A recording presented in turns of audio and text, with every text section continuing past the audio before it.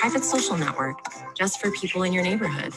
It's a place where you and your neighbors can go to ask questions and exchange recommendations and advice. And it's all free. Whether you're looking for a plumber, trying to find a home for a bicycle in your garage, or getting the word out about your block party, Nextdoor makes it easy to talk to neighbors about what matters to you. All members need to verify they live in the neighborhood, so your communications will stay just between you and your neighbors.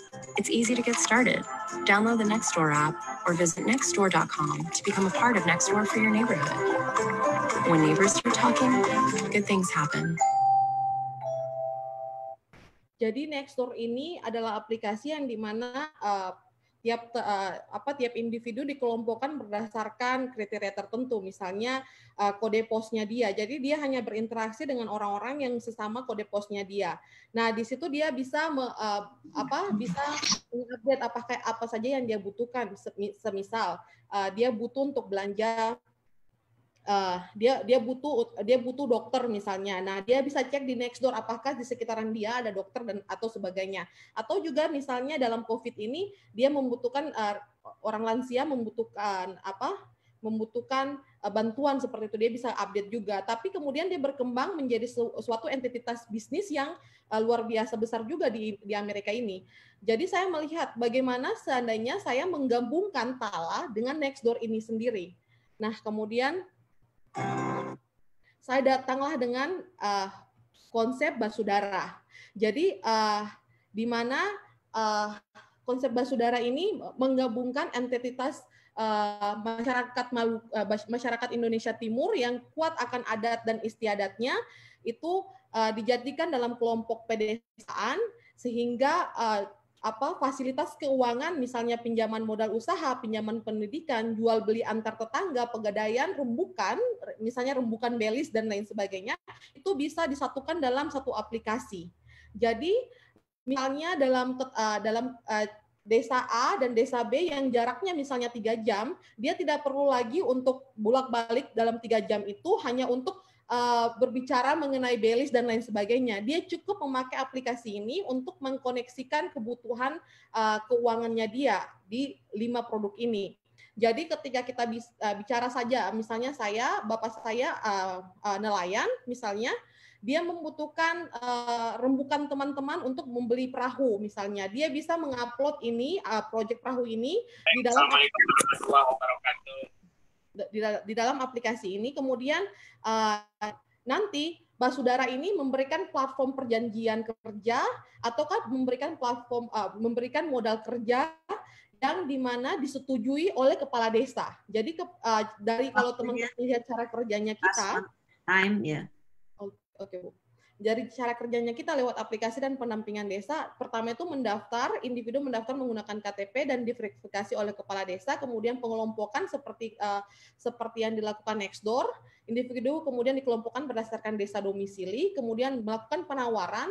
Nah, untuk yang dari Tala sendiri, kredit skornya itu dari 4 sektor tadi. Nah, di sini kita punya B-score sendiri. Semakin banyak individu melakukan transaksi, semakin meningkat B-score yang akan digunakan dalam memverifikasi pengajuan. Kemudian transaksi di-verified. Kemudian dari situ saja proyek yang saya mau gunakan. Kemudian kira-kira apa sih yang dibutuhkan untuk menjalankan proyek ini sebenarnya? Kalau seandainya kita mau bukan hanya menjalankan aplikasi ini, tetapi juga bagaimana fintech itu bisa masuk juga ke Indonesia Timur lebih gencar selain penetrasi dari budaya itu sendiri. Mengganti very small aparatur terminal ke jaringan internet pita lebar. Jadi ini dari website Kominfo sendiri, jaringan internet pita lebar diperlukan dalam rangka mendukung sarana pendidikan, layanan kesehatan online, dan mendukung government. Tapi di Indonesia Timur sendiri kita belum punya hal ini gitu. Jadi makanya jangan heran teman-teman, banyak yang menghubungi keluarga, misalnya saya keluarga. Udah habis ya. Oh iya, Bu. Oke, so thank you so much for the time. Ya. Terima kasih, Kasma.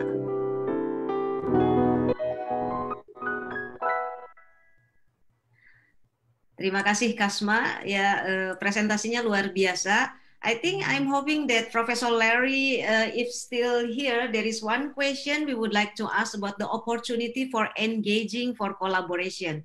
Professor Larry, are you still here? Yes, I'm here. Yes, there is one question about how to increase collaboration between university in Indonesia and with your institution, particularly for elaborating more collaboration for tourism subject.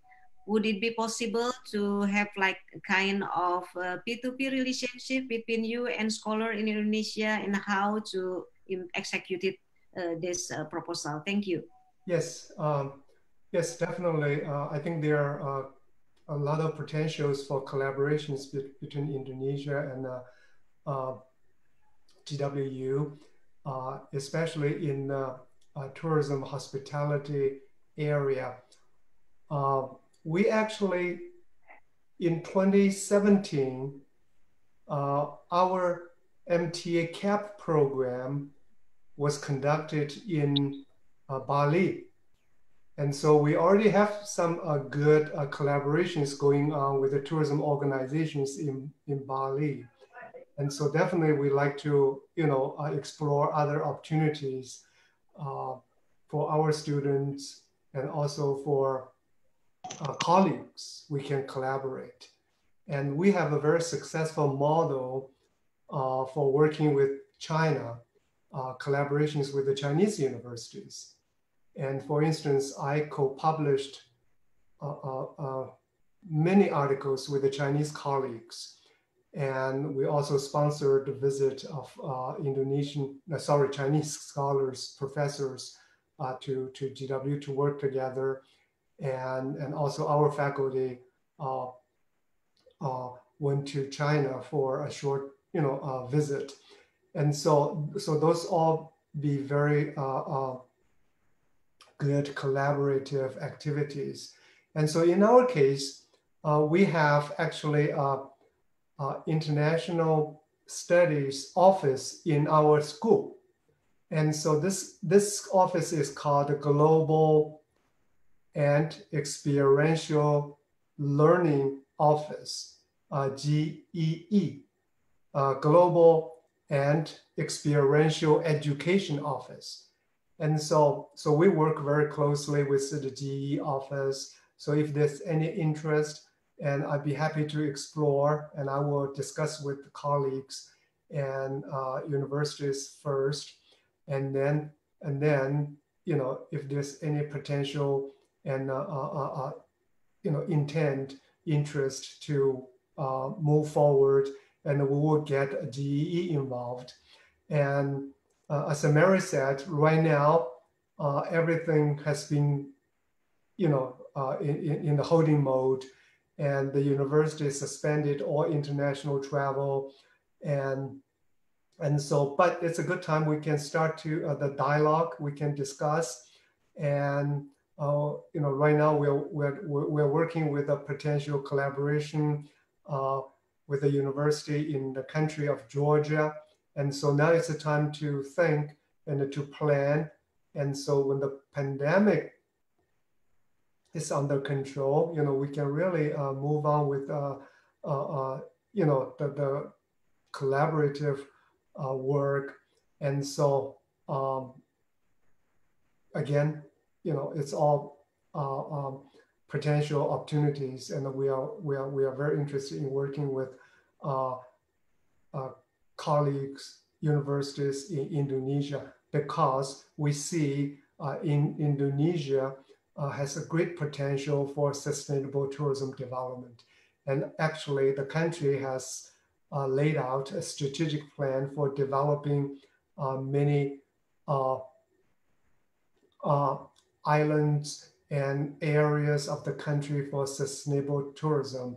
And that's why it also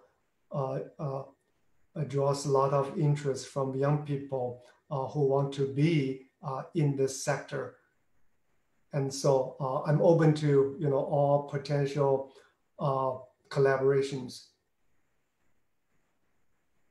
Thank you so much, Professor Larry, for a highlight about the possibility for building collaboration with University Indonesia under the Rector Council of State University of Indonesia. I think this is a great opportunity for all rector, dean, and head of study program who attended this event, particularly for building collaboration with School of Business George Washington University, and also with Clark University in Business School. Yes. Thank you so much for highlighting this very promising collaboration, Professor Larry.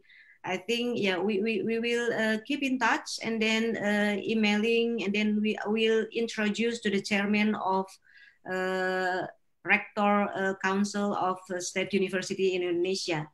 As we know that George Washington University is one of the best university, particularly in tourism subject, as you mentioned. Thank you so much, Professor Larry, for highlighting this very important issue. Well, thank you. I believe also President Director of LPDP, Mr. Rio Nal Silaban, he has many projects also where LPDP support the research collaboration between foreign university from many countries with the university in Indonesia. That's great. Yeah, definitely. Our focus has been, in that part of the world, and especially those emerging markets. And Indonesia has so much to offer to the world. Okay. And I've been, talking to my students, but we need to do it correctly, in a sustainable way. And so there's a lot of collaborations we can work together. And so definitely, okay. I'm very happy for this opportunity. And, as I said, I'm open to potential opportunities to work together. Okay, thank you so much, Professor Larry and Professor Mary. I know the time is very late evening for Professor Larry and Professor Mary. I will allow you if you would to leave the session, but if you would like to continue until it's finished, we are more than very happy. So we will definitely will engage more, and also many questions you have seen in the chat room. And we will have an open question and answers from LPDP and audience, particularly about the probability for getting the scholarship from LPDP to study in the US in business and tourism. Thank you so much. So we will invite the rector of Cendrawasih University or Universitas Cendrawasih or UNCEN from Jayapura, Papua Island. Yeah, this Dr. Apollo, are you on? Pak Rektor UNCEN, sudah ready untuk masuk? Pak Apollo? Ya, terima kasih, Prof. Ya, PowerPoint-nya kita yang siapkan ya? Kalau bisa saya share screen dari sini, Prof. Oke, siap. Ya, sebentar dijadikan kos. Ya. Baik, yang terhormat atas Pendidikan dan Kebudayaan KBRI Washington DC, Profesor Poppy Rufaida. Yang terhormat Direktur Utama LPDP, Bapak Rio Silaban. Our Honorable Professor Larry and Professor Mary. Excuse me, I was asked to give this presentation in Bahasa Indonesia. Yang terhormat Bapak, Ibu, dan rekan-rekan partisipan sekalian, selamat malam waktu Amerika dan selamat pagi waktu Indonesia. Salam sejahtera untuk kita semua, salam kebajikan. Puji syukur kehadirat Tuhan Yang Maha Kuasa karena kita semua masih tetap dalam keadaan sehat, dalam perlindungannya. Dan secara khusus terima kasih kepada Profesor Poppy yang telah memberikan kesempatan kepada saya untuk ikut sharing atau berbagi sedikit informasi tentang peluang mendapatkan beasiswa LPDP bagi mahasiswa dari Indonesia Timur secara khusus di Papua. Selanjutnya saya mohon izin untuk share screen dari sini.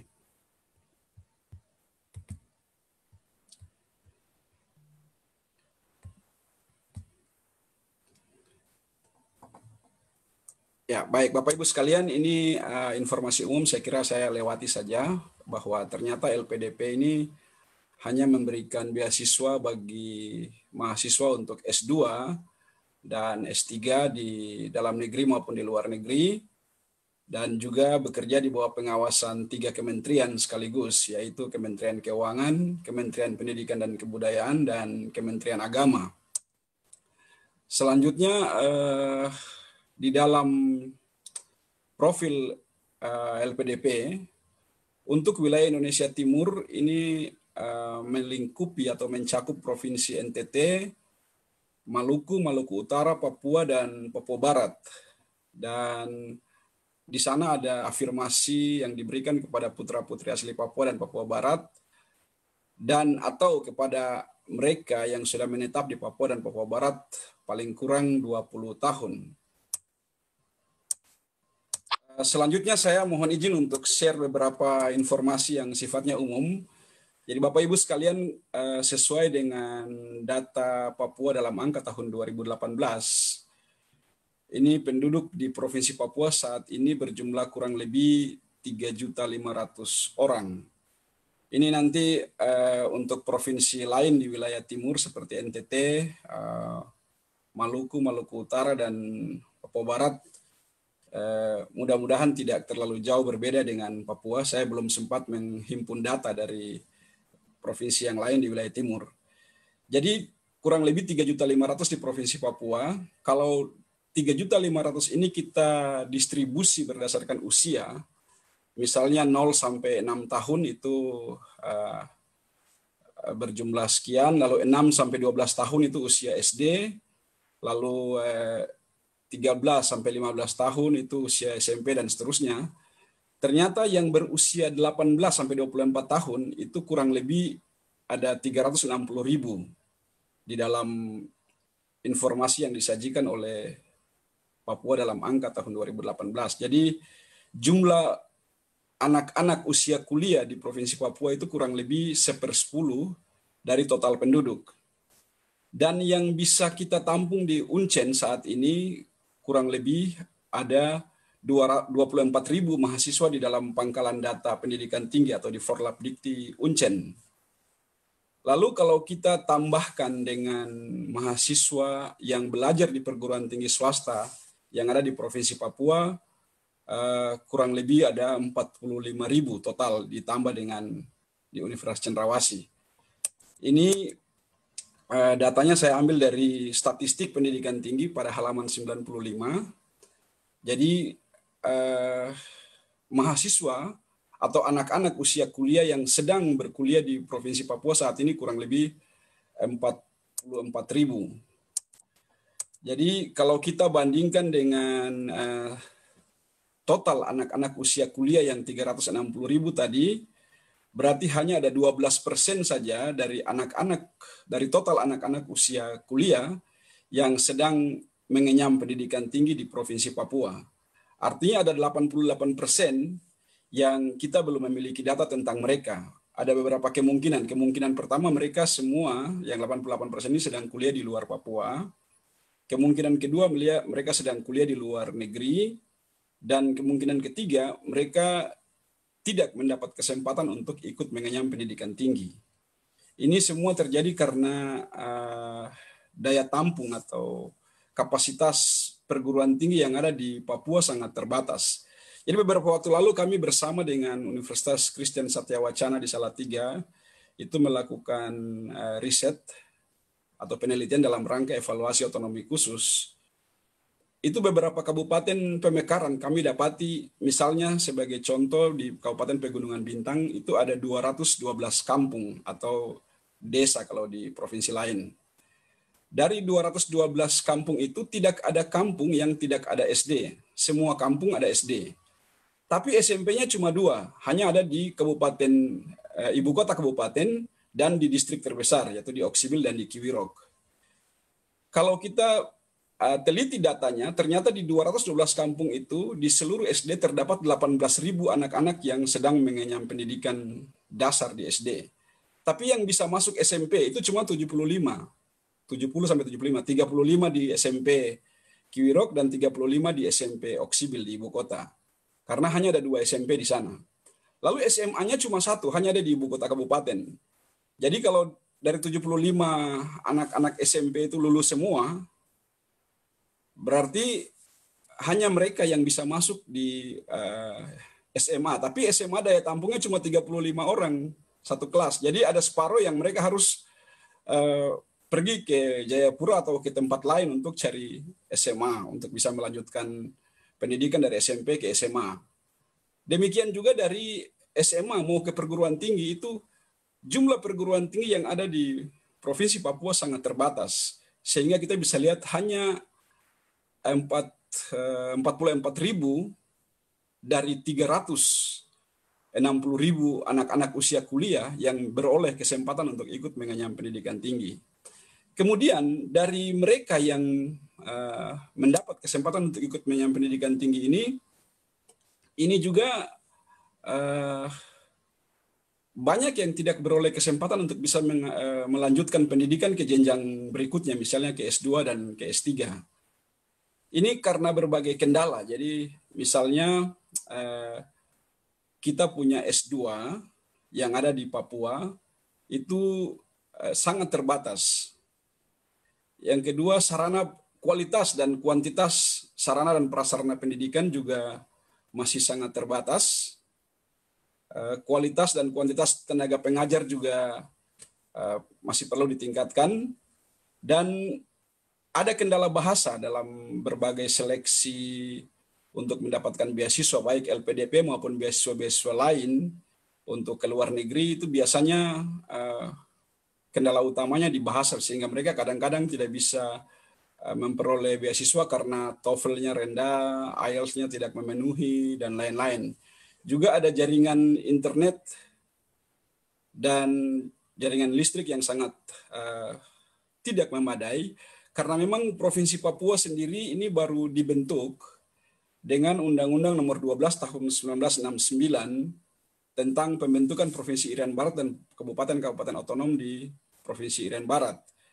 Jadi kalau teman-teman dari provinsi lain itu sudah mulai membangun sejak Indonesia merdeka tahun 1945, sementara kita di Papua ini pemerintahannya itu baru dibentuk tahun 1970 setelah PPRA tahun 69.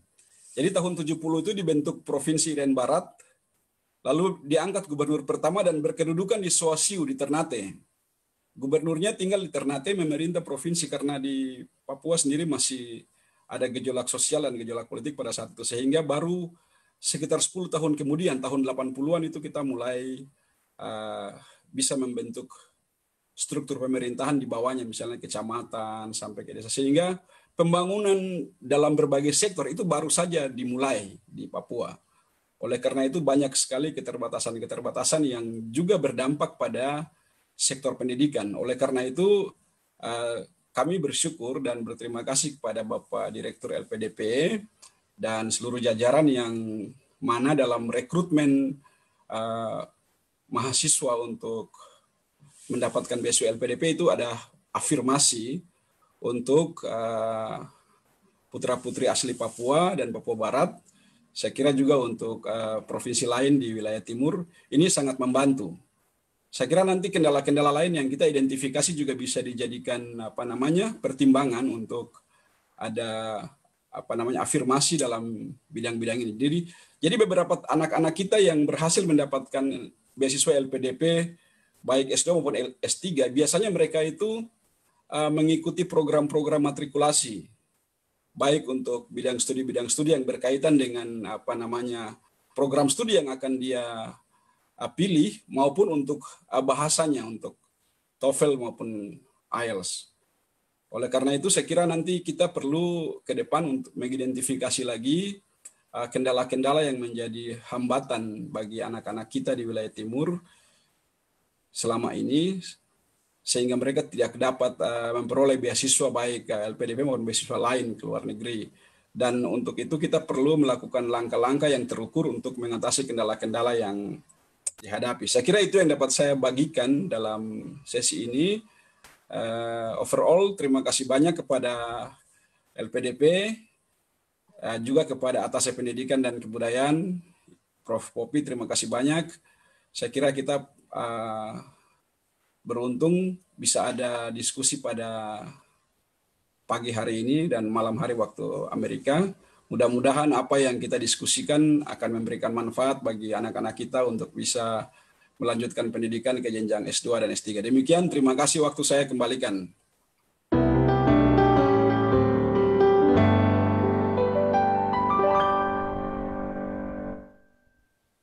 Terima kasih Pak Rektor Uncen yang telah menampilkan profil grafik realitas ya, fakta-fakta yang ada di lapangan. Mudah-mudahan ini sebagai upaya-upaya yang dilakukan bersama KBRI Washington DC, kemudian LPDP dari Kementerian Keuangan dan Majelis Rektor PTN Indonesia dalam rangka untuk meningkatkan preferensi orang Indonesia studi di Amerika Serikat. Nah, untuk tidak berlama-lama, kita akan mengundang narasumber satu lagi, yaitu Wahyuni. Ya, we will invite Wahyuni as the Master of Student from George Washington University. Silahkan kepada Wahyuni.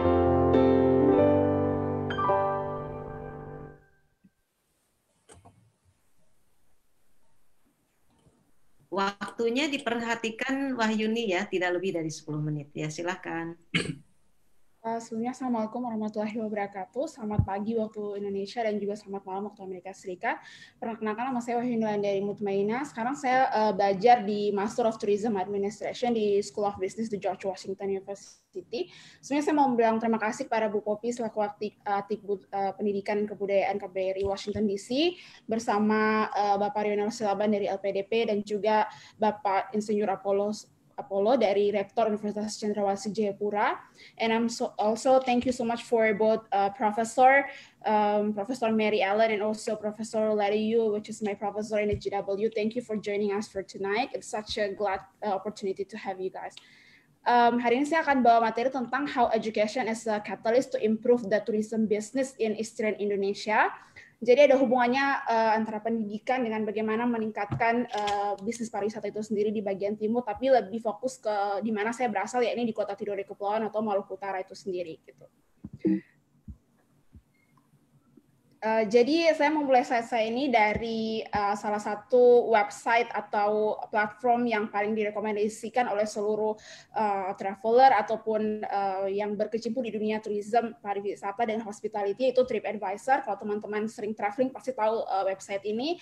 Di sini TripAdvisor selalu mengeluarkan rekomendasi experiences atau best of the best kategori dari seluruh dunia ya. Dan yang saya menarik, saya highlight di sini, yang saya notice itu ada sekitar Indonesia masuk dalam kategori ini di 25 experiences dari 18 dan 20 di rankingnya ini ada kedua-duanya ada di Bali gitu. Dengan jumlah review sekitar 2.000 dan yang best of Ubud sekitar 1.000 lebih gitu. Jadi menurut saya sektor pariwisata di Indonesia juga cukup menjanjikan sampai reviewnya lumayan banyak di TripAdvisor dan bahkan ini dilihat di seluruh dunia bukan cuma di Indonesia saja. Kemudian kenapa saya suka belajar tourism, dan saya merasa tourism itu salah satu sektor yang juga sangat berpotensi di Indonesia, terutama di bagian Indonesia Timur. Selain potensi ini juga tentu dia mengkontribusikan sangat luar biasa kepada ekonomi, terutama ini saya sudah mendapatkan fakta dari eperformance.kemenpar.go.id, setidaknya ada 3 kategori yang menyumbang terhadap ekonomi dunia dan juga khususnya di Indonesia gitu. Yang pertama adalah contribution to GDP, jadi sekitar tahun 2017 itu sekitar 10,4% travel and tourism GDP as a percentage to global GDP gitu. Jadi ini sangat luar biasa sekali fakta bahwa sektor ini juga tentunya berkontribusi terhadap pembangunan di Indonesia. Dan yang paling penting saya mau highlight di sini, teman-teman bisa lihat di slide yang saya sudah paparkan, ini adalah creating higher employment. Jadi sektor pariwisata ini juga tidak berdiri sendiri ketika di push untuk selalu berkembang, tentu dia ada sektor-sektor lain yang ikut juga bergabung seperti hospitality, accommodation, transportasi, dan ini tentunya menciptakan lapangan kerja baru bagi masyarakat Indonesia dan terutama kalau misalnya didorong juga creating higher employment di Maluku Utara tempat saya berasal gitu.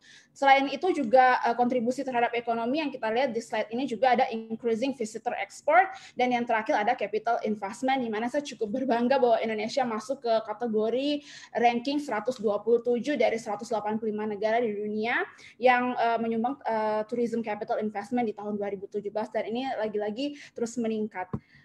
Kemudian ini juga saya sudah menemukan data dari Badan Pusat Statistik yang ada di Indonesia tentunya tentang perkembangan pariwisata di tahun 2019 dan tahun 2020.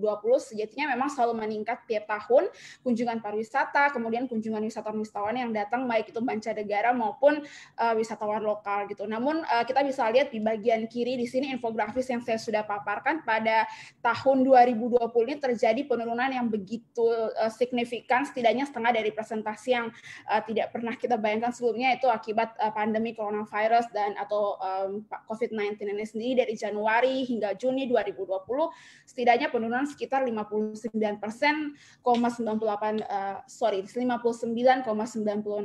Jadi ini merupakan PR dan juga challenging for saya dan juga stakeholder di bidang tourism untuk bagaimana we can recovery this issue after the pandemic dan bisa membangkit lagi tourism resilience-nya. Kemudian tadi saya sudah memaparkan fakta secara umum dan secara universal di Indonesia. Lalu bagaimana sekarang situasi sekarang yang terjadi di Indonesia Timur itu sendiri? How's Eastern Indonesia right now gitu? Saya sudah melakukan research di website Wonderful Indonesia Kemenpar. Teman-teman bisa langsung aja, saya udah taruh source-nya kalau bisa di Google. Setidaknya Indonesia Timur yang dalam pengertian saya di sini sesuai dengan biasa LPDP BIT, yaitu ada sekitar Papua, NTT, Maluku, dan Maluku Utara, ada 12 destinasi yang ternotis di sini. Dan ini menurut saya fakta yang sebenarnya kita punya jauh lebih banyak potensi dibanding ini, tapi yang ternotis hanya sekitar 12 gitu. Papua ada 5 destination, salah satunya Raja Ampat, kemudian NTT ada Pulau Alor dan juga Kupang. Kemudian di Maluku ini menarik sekali dari yang terkenal di Ambon, justru yang ternotis di Kemenpar ini dari Maluku Tenggara, yaitu Pulau K dan juga Banda Neira gitu. Sedangkan di Maluku Utara sendiri tempat saya berasal itu ternotis di website Kemenpar di Wonderful Indonesia ini hanya ada 2 destinasi, yaitu Pulau Tidore, Ternate, dan juga Pulau di Halmahera. Jadi menurut saya ini fakta yang menjadi PR juga buat saya dan teman-teman sekalian untuk bagaimana bisa mendorong sektor ini bisa lebih berkembang lagi. Dan ini juga masih di websitenya Kemenpar, di dashboard biasanya Kemenpar itu selalu memberikan informasi destinasi recommendation atau rekomendasi pilihan ya di setiap dashboard itu. Kemarin saya pernah notice di tahun 2016 atau 2017 Maluku Utara sempat masuk juga dalam list destinasi recommendation ini, yaitu yang ada di Pulau Dodola di Morotai. Namun kali ini sudah turun dan dari 10 destinasi yang terpampang di dashboard atau websitenya Kemenpar ini hanya ada 1 Indonesia Timur, yaitu Raja Ampat yang selalu booming ya di mana-mana. Dan ini juga merupakan harus kita bekerja sama untuk bagaimana meningkatkan lagi sektor ini di Indonesia Timur lebih berkembang lagi gitu. Lalu lagi-lagi saya fakta yang berikutnya dari di seluruh dunia ya, di TripAdvisor ini destinasi di Maluku Utara sendiri yang dapat review terbanyak justru menurut saya reviewnya juga sangat biasa saja. Di Best of Halmahera itu ada Meti Cottage yang punya review sekitar 33 reviews, dan juga di Ternate hanya sekitar 200-an gitu. Ini masih jauh dari ekspektasi kita bersama bahwa harusnya di Indonesia Timur terutama di Maluku Utara tuh banyak sekali yang bisa kita kunjungi dan lihat destinasinya untuk lebih berkembang. Kemudian ini saya dapat salah satu video yang akan saya tunjukkan yang kemungkinan akan besar saya fokus penelitian saya ataupun harapan kemudian hari di kota kelahiran saya di Tidore. Ini salah satu video yang saya ambil dari source-nya di Instagram di @Tidore Islands. Bisa teman-teman bisa saksikan videonya. Ini salah satu campaign video promosi salah satu event yang ada di kota Tidore, Kepulauan.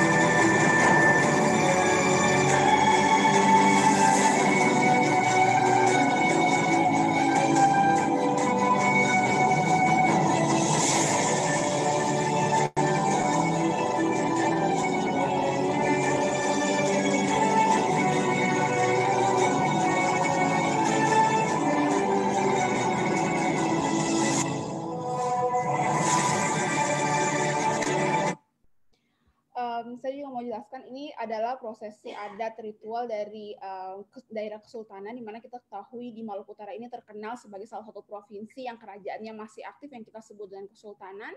Di Maluku Utara ini sendiri kita punya 4 kesultanan, dan biasanya kalau teman-teman ingin mengunjungi Kota Tidore Kepulauan dan melihat eventnya, the best session is from 7 to 12 April to every each year gitu. Jadi kalau mau lihat event-event kerajaan atau kesultanan seperti itu yang tadi videonya bercerita tentang Lufukie, yakni kesultanan dan para pengikutnya tuh mengelilingi Pulau Tidore dan mendoakan bahwa pulau itu selalu diberkahi dan dirahmati oleh Tuhan Yang Maha Esa gitu.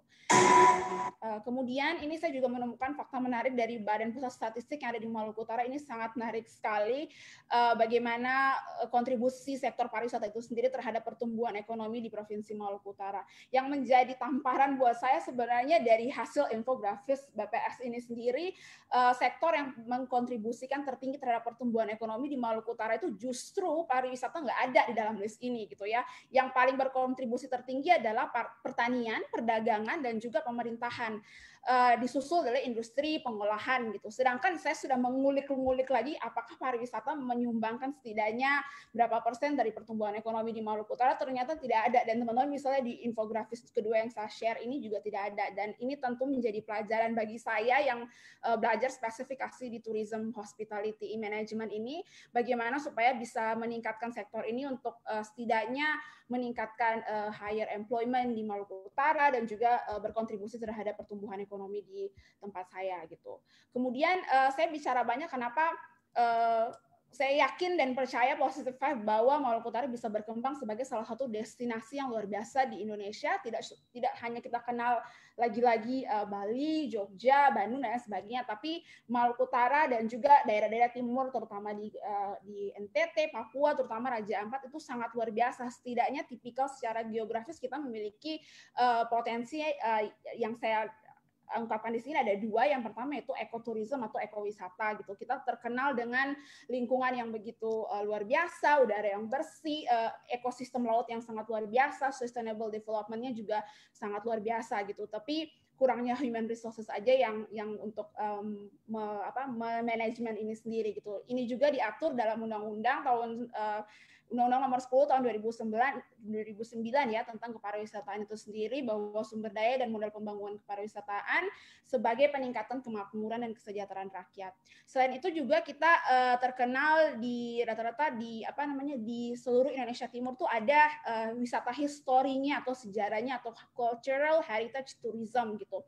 Tentu yang saya sudah sebutkan sebelumnya bahwa potensi di Maluku Utara itu sangat besar karena kita dikenal sebagai daerah kerajaan atau kesultanan yang kita sebut, dan masih aktif kerajaannya sampai sekarang. Kalau teman-teman bisa berkunjung, kita punya kesultanan ada 4 di Maluku Utara. Yang pertama ada Kesultanan Ternate, Tidore, di mana saya lahir dan besar, kemudian Kesultanan Jailolo dan juga Bacan gitu. Dan semua ritual kerajaan itu masih ada kesultanan itu, dan tiap tahun setiap kali ada hari jadi dan lain sebagainya selalu dilibatkan ritual-ritual ini gitu. Dan itu merupakan lebih dari cukup kalau menurut saya untuk jadi value to show the world that we can make this destination to be developed as a tourism destination gitu. Kemudian berikutnya ini tadi saya udah bilang ya kalau Indonesia Timur tuh ternotis sangat sedikit sekali di dunia, bahwa sebenarnya kita punya sesuatu yang kita can show to the world that we can as a tourism sector di Maluku Utara.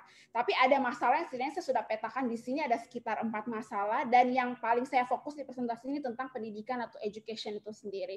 Dari infrastructure, transportation, and policy and planning itu juga menjadi masalah dari mulai misalnya contoh, saya kasih contoh tentang infrastructure itu sendiri, kayak akses untuk akomodasi, hotel di Tidore itu sangat hotel di Tidore bahkan nggak ada, cuma ada motel gitu. Dan can you imagine if we having a very good event di Tidore itu tidak ada akomodasi, akses ke situ kan juga ribet gitu ya. Transportasi juga kita kenal di Maluku Utara tuh daerah kepulauan yang kita butuh akses yang memang sangat tricky untuk dilakukan kalau misalnya ada event dan lain sebagainya. Kemudian policy and planning di sini berhubungan sama pemerintahan itu sendiri, bagaimana memberikan regulasi terhadap sektor ini juga lebih baik.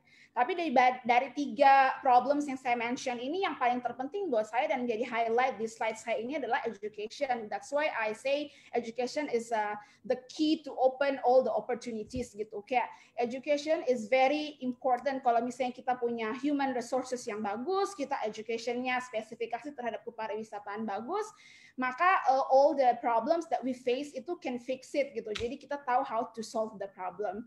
Jadi selanjutnya ini saya fokus ke education atau yang kita alami di Indonesia Timur rata-rata hampir sama ya, mulai dari Papua, Maluku, Maluku Utara, NTT, rata-rata pendidikan adalah faktor utama yang harus kita genjot lebih baik lagi gitu. Terutama untuk meningkatkan tourism juga pendidikan kita butuh human resources yang bagus. Kalau di Amerika sendiri, I'm very happy to be a student in Master of Tourism Administration in GW because I got a lot of opportunities and experiences, materials from the professor are so amazing. Thank you so much for Professor Yu to introducing that one. And jadi saya belajar di GW itu ada suatu konsep yang saya belum kenal kalau ada di Indonesia gitu ya. Namanya tourism governance. Waktu saya datang ke GW and we are discussing about this one, itu agak membingungkan buat saya karena kalau di Indonesia kita kenal sistem manajemen pariwisatanya itu kan terpusat dari nasional Kementerian Pariwisata, kemudian ke regional dan lokal gitu. Tapi kalau di Amerika sendiri mereka bersinergi nggak cuma secara public sektornya, juga ada private sektornya. Jadi tourism governance-nya itu benar-benar they correlating each other dan menghasilkan ada namanya istilahnya destination management organization. Ini yang sebelumnya saya masih bingung kalau di Indonesia tuh kita artikan seperti apa ya. Karena ini yang saya ketahui dari hasil saya belajar di JW itu sendiri, dari DMO atau destination management organization artinya organisasi yang menaungi untuk mengatur pariwisata atau destinasi-destinasi itu sendiri. Tentunya ada stakeholders yang ikut berpartisipasi di sini, dan ini yang paling terpenting adalah tidak hanya kolaborasi antara private ataupun public saja, tapi mereka juga melibatkan local community dan juga media partner. Public sector di sini dalam hal pemerintah membuat policy, regulasi, planning, recommendation. Kemudian private sector seperti local business ya, itu kita tidak pungkiri bahwa pariwisata membutuhkan bisnis-bisnis yang ada di lokal seperti bisnis laundry, bisnis hotel dan lain sebagainya. Local community also is very important karena dengan adanya masyarakat yang suportif dan mendukung itu sangat luar biasa menciptakan ekosistem pariwisata yang sangat baik gitu. Kemudian media partner untuk promosi dan marketing terhadap produk development yang kita sudah desain. Hal ini tentunya kita bisa salah satu istilah yang saya dapat dari Kementerian Pariwisata yang saya merasakan itu sangat very a good idea. Mereka bikin rekonstruksi pendidikan bahwa customer centric strategy gitu. Maksudnya apa? Artinya pariwisata di Indonesia sekarang lebih bertitik beratkan apa yang diinginkan oleh wisatawan itu sendiri. Jadi for example like the time Oke.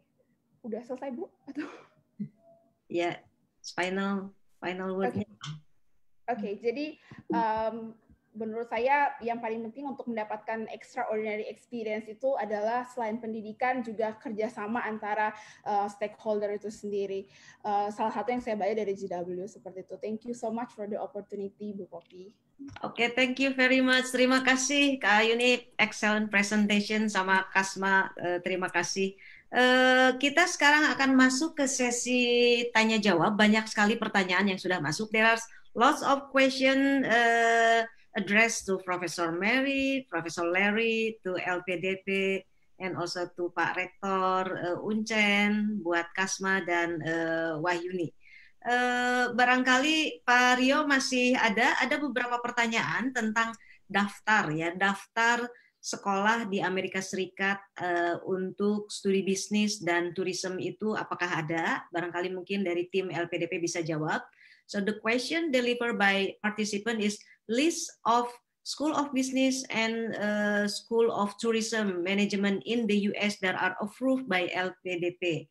Barangkali Pak Rio bisa menjawab, atau tim dari LPDP, ada Pak Dwi. Beberapa pertanyaan yang menarik juga yang senantiasa ditanyakan itu adalah mengenai persyaratan ya, persyaratan untuk mempersiapkan diri untuk masuk ke universitas. Maybe Professor Larry and Professor Mary if still here, the question would how is GRE is very prime requirement to pass to School of Tourism or School of Business in your university? Maybe if you have a chance to answer, Professor Ellie or Professor Mary. Thank you.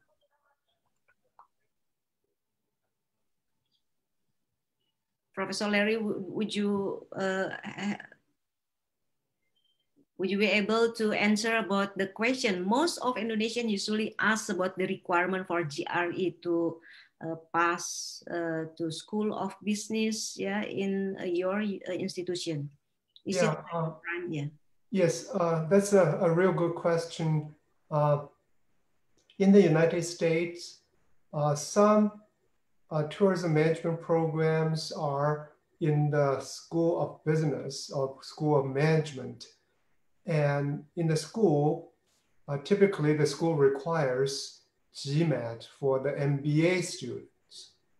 And so, but in the last 10 years, and there has been a growth and also development of many new programs, business analytics and the different forms of financial management programs, project management, for instance, and also different forms of information system management. And so typically, schools require GRE and the GMAT. However, I've seen some trends in our school, for instance, the few new programs launched in the last 2 years, like a Master of Management, Master of Science in Sport Management. So they start to waive the GRE, GMAT. Maybe that's just a new program. They need to attract new students. But this is a trend. Some of the programs now started without requiring GRE in the GMAT. And so we still require the GRE in the GMAT, as I mentioned earlier. And this year, has been an exception because the suspension of the testing. But as I mentioned, I will definitely go back to the school and at the least, for the Master of Tourism Administration program, and to see if there's any chance we can also, like some of the new programs, to stop using GRE and GMAT. But I don't know how the school will respond, and if there's any accreditation implications. As Mary mentioned, both of our universities, our schools are accredited by AACSB. And so if there are any accreditation implications, I do not know. And so, but definitely I will talk to the school and see how the school will respond. So definitely, I learned the GRE and the GMAT has been a concern with our Indonesian students. Okay, thank you very much for your clarification and also for the audiences who attend this session. You got the answer directly from Professor Larry as the expert in hospitality management. Thank you very much, Professor Larry. And I believe that Professor Larry very open for answering the question through email and etc. Sekarang selanjutnya ingin bertanya ke Pak Rektor Uncen. Ada pertanyaan Pak Apollo, bagaimana caranya untuk meningkatkan preferensi orang Indonesia khususnya dari kawasan Indonesia Timur, khususnya dari Provinsi Papua, untuk meningkatkan jumlah orang Indonesia memiliki preferensi untuk melanjutkan studi ke Amerika Serikat nih, Pak Apollo ya, Pak Rektor. Apakah ada upaya-upaya bagaimana mengerahkan mahasiswanya, menyiapkan diri TOEFL-nya tadi ya, kemudian dosennya. Nah, upaya-upaya apa yang kiranya dapat diupayakan untuk meningkatkan orang Indonesia dari kawasan Indonesia Timur, khususnya dari Papua, untuk studi ke Amerika Serikat. Gitu. Terima kasih, Pak. Baik, terima kasih, Prof. Jadi, seperti tadi disampaikan oleh Wahyuni, bahwa sebenarnya kita di wilayah timur sebenarnya tidak dari potensi yang ada, baik potensi pariwisatanya, potensi tambang, potensi sumber daya alam, dan potensi sumber daya manusia itu sebenarnya tidak kalah dengan teman-teman di wilayah tengah dan di wilayah barat. Hanya memang untuk berkompetisi dalam banyak hal, misalnya untuk memperoleh beasiswa, ini biasanya anak-anak kita gagal dalam beberapa persyaratan seperti saya sampaikan tadi, misalnya kendala bahasa, kendala teknis yang lain. Misalnya kalau kita di Papua, itu mungkin sekarang beberapa kota di wilayah pesisir seperti katakan Merauke, Jayapura, Manokwari, itu sudah bisa mulai ikut berbagai kegiatan di Papua, luar Papua, bahkan di luar negeri dengan akses internet yang cukup baik. Tapi banyak wilayah-wilayah kabupaten lain itu belum bisa mengakses informasi, mengakses peluang-peluang karena keterbatasan jaringan internet, kendala listrik, dan lain-lain. Kami di Uncen sendiri saja untuk mengisi data PDPT misalnya, itu kadang-kadang kalau aksesnya dibuka di Dikti, kita tidak bisa isi karena misalnya listriknya mati atau internetnya bermasalah. Nanti begitu kita sudah on di sini, di sana udah ditutup gitu. Jadi kadang-kadang banyak kendala-kendala teknis yang membuat kita harus mencari solusi lain gitu. Demikian juga dengan sumber daya manusia. Jadi saya kira potensinya tidak jauh ketinggalan dengan teman-teman di wilayah tengah dan barat. Tapi karena kendala-kendala teknis seperti tadi bahasa dan lain-lain itu mungkin kita perlu cari solusi misalnya. Katakan kita bisa meningkatkan, misalnya kita punya pusat bahasa di Uncen, itu hanya anak-anak di Jayapura saja yang bisa mengikuti. Tapi kita punya 29 kabupaten dan kota di Provinsi Papua, lalu ada 11 kabupaten kota di Provinsi Papua Barat yang tidak bisa akses mengikuti TOEFL maupun IELTS. Mereka harus pergi katakanlah ke Bali, ke Jakarta, dan di sana pun kadang-kadang waktunya tidak terkejar karena jadwal yang sudah terbatas dengan peserta yang terbatas. Akhirnya kadang-kadang bukan mereka tidak lolos seleksi, tapi tidak bisa mengikuti seleksi. Ada banyak kendala-kendala seperti itu yang mungkin perlu kita inventarisasi dengan baik, dengan detail, lalu kita lakukan langkah-langkah yang terukur untuk mengatasi kendala-kendala tersebut. Jadi selain LPDP, sebenarnya ada pemerintah Provinsi Papua juga mengirim mahasiswa dengan beasiswa dari pemerintah provinsi ke luar negeri juga. Tapi ternyata biaya yang dikeluarkan untuk katakan program 1000 dokter di Provinsi Papua itu sangat besar sekali. Saya beberapa kali memberi masukan kepada pemerintah provinsi kalau biaya sebesar itu kita pakai sebagian untuk membangun sarana dan prasarana pendidikan yang baik di Papua, itu bisa menolong banyak anak dan asetnya tidak hilang setelah dipakai oleh angkatan sekarang, masih bisa digunakan oleh adik-adiknya gitu. Jadi mungkin ini perlu ada perimbangan antara biaya yang kita pakai untuk menyekolahkan anak-anak kita ke luar negeri dan juga harus ada yang kita save untuk memperbaiki sarana prasarana pendidikan di wilayah-wilayah timur seperti Papua, Maluku Utara dan lain-lain. Terutama seperti tadi pembicara sebelumnya itu, misalnya Maluku dan Maluku Utara itu kan daerah kepulauan. Ini potensi yang besar nih kalau tidak kita lengkapi dengan infrastruktur transportasi, infrastruktur telekomunikasi. Ini kan potensinya tidak akan bisa kita kembangkan dengan baik. Hanya anak-anak yang beruntung saja yang bisa memperoleh peluang-peluang yang ada, sementara sebagian besar anak-anak kita tidak bisa terakomodir dalam program-program pemerintah. Demikian, terima kasih Prof. Terima kasih Pak Rektor atas penjelasannya. Selanjutnya barangkali Pak Rio bisa menjawab pertanyaan tentang daftar list, apakah LPDP ada rencana untuk menambah daftar universitas yang bisa menerima beasiswa LPDP ya. Baik, terima kasih Bu Popi. Saya coba menjawab apa yang ada di chat ya, supaya pertama ada pertanyaan mengenai apakah seseorang bisa double funding atau tidak. Jadi ada pertanyaan dia sudah terima, I could put it in English.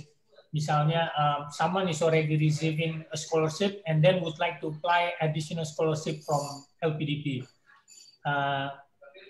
My answer is you're not allowed. So if you deal with LPDP, you would only be solely funded by LPDP. Jadi untuk anak-anakku, LPDP itu tunggal. Jadi kalian tidak bisa menerima dari tempat lain dan kemudian kalian meminta kepada LPDP.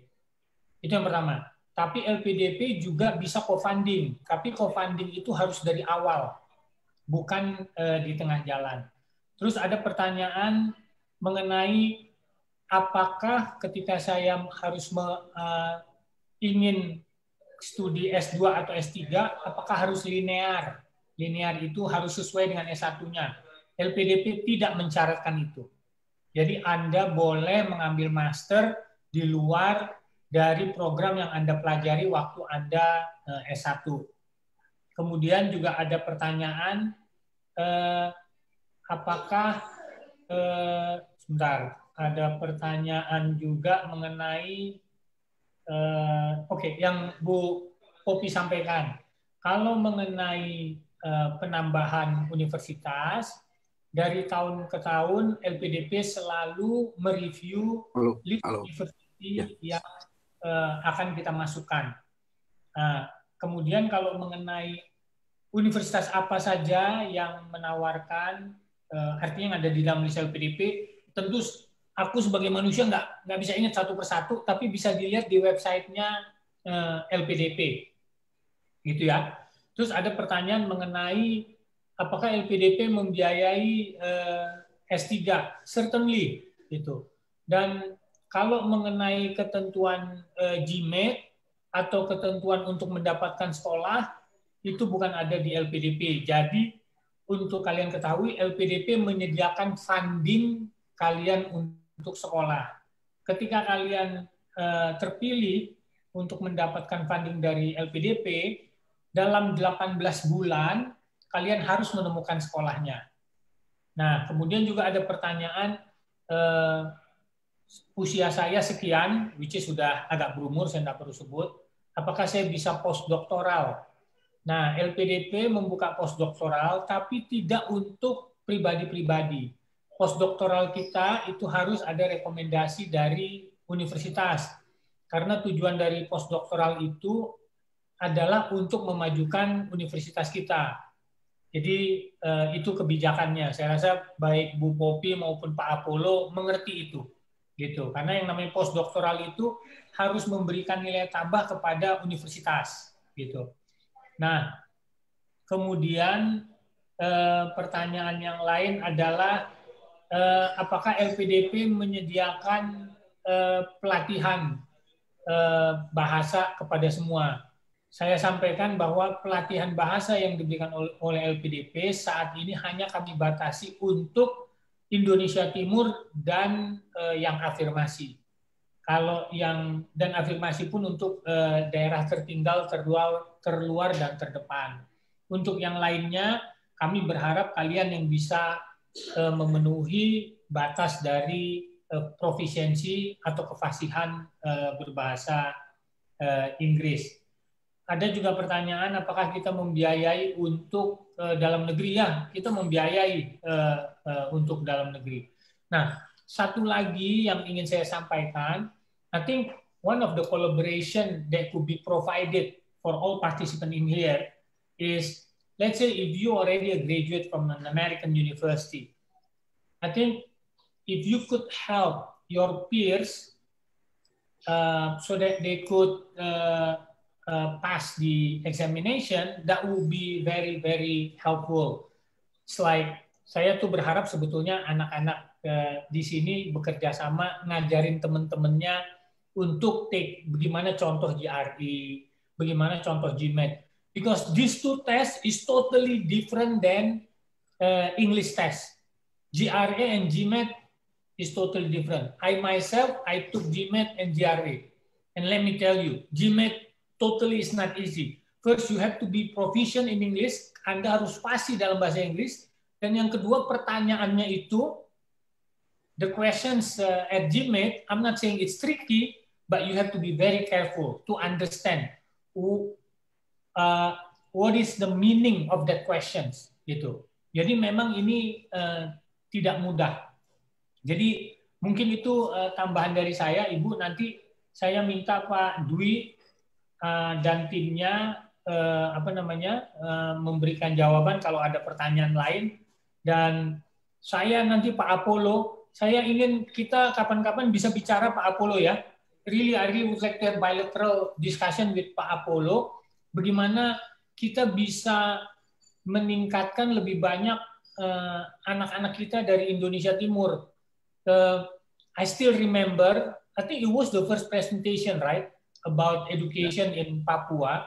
Dan saya merasa itu bagus sekali karena kan the issue at Papua adalah there are so many languages in Papua, and then they have to learn bahasa Indonesia first, and then after that they have to learn English gitu loh. Jadi saya rasa memang kita perlu bicara bagaimana kita bantu ya, karena yang presentasi pertama itu it's really eye-opening how our children dari Indonesia Timur itu they have to struggle moving from their mother language into Indonesia, and then when we try to teach English, we put it through Indonesia gitu loh.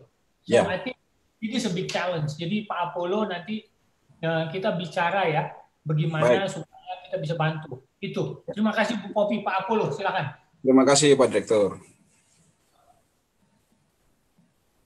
Ya, terima kasih Pak Rio. Ya, mudah-mudahan melalui Majelis Rektor PTN Indonesia bisa untuk melakukan pembahasan lebih lanjut dalam rangka meningkatkan jumlah orang Indonesia untuk studi di Amerika Serikat khususnya dan area lainnya ya Pak Rio, di mana Majelis Rektor PTN Indonesia untuk kawasan Indonesia Timur ada di Maluku, ada Unpati, Pak, di NTT, NTB, ya Papua dan Papua Barat. Terima kasih ini Pak Rio, mudah-mudahan gayung bersambut. Pak Apollo juga sangat terbuka sebagai wakil dari Majelis Rektor PTN Indonesia yang sebagai ujung tombak untuk kawasan Indonesia Timur. Terima kasih. Ya. Ibu Poppy, Bapak Apollo and Mary and also Professor Larry, I really would like to excuse myself because I have another meeting in my other office, which is, it takes me another 30 minutes and the person is already waiting for me over there. Bapak Ibu sekalian, aku terima kasih, saya mohon izin. Terima kasih ya semuanya, terima kasih. Terima kasih. Thank you very much Pak Rio and good luck, have a nice evening and thank you for your sustained contribution to all the event hosted by Indonesian Embassy in Washington DC, collaborated with Majelis Rektor PTN Indonesia. Siap, tapi Pak Dwi Larso ada di sini Bu untuk menjawab pertanyaan lainnya. Terima kasih, izin. Okay, thank you very much. Yeah, Professor Larry and Professor Mary, the event is finished at 11 p.m. Eastern Time, Washington DC time.